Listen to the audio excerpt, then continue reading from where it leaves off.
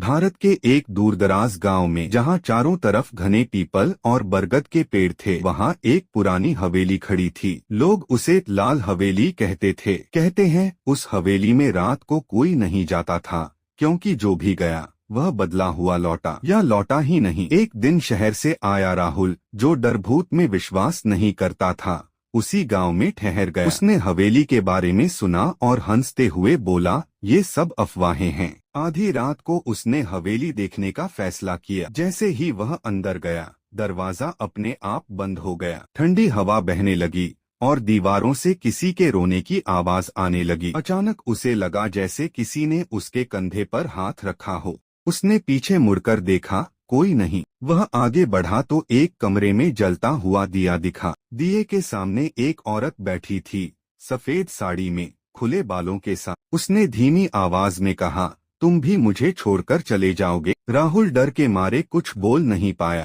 तभी उसने देखा उस औरत के पैर जमीन को छू ही नहीं रहे थे। दिया बुझ गया और पूरा कमरा अंधेरे में डूब गया। अब हर तरफ से फुसफुसाहटें आने लगो। रुक, यहीं रह। सुबह गांव वालों ने हवेली के बाहर राहुल की घड़ी और जूते पा। राहुल कभी नहीं मिला। आज भी कहते हैं अमावस्या की रात उस हवेली से किसी आदमी के हंसने और रोने की मिलीजुली आवाज आती है।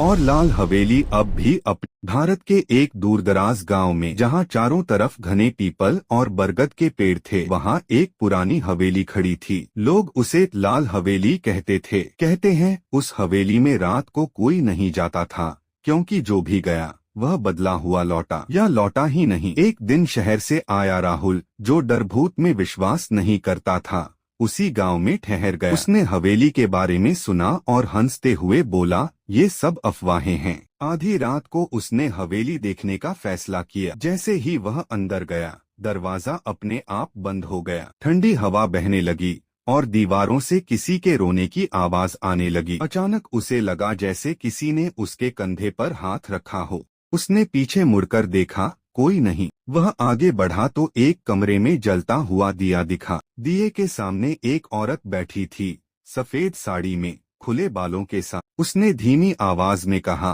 तुम भी मुझे छोड़कर चले जाओगे? राहुल डर के मारे कुछ बोल नहीं पाया। तभी उसने देखा उस औरत के पैर जमीन को छू ही नहीं रहे थे। दिया बुझ गया और पूरा कमरा अंधेरे में डूब गया। अब हर तरफ से फुसफुसाहटें आने लगो। रुक, यहीं रह। सुबह गांव वालों ने हवेली के बाहर राहुल की घड़ी और जूते पा। राहुल कभी नहीं मिला। आज भी कहते हैं अमावस्या की रात उस हवेली से किसी आदमी के हंसने और रोने की मिलीजुली आवाज आती है। और लाल हवेली अब भी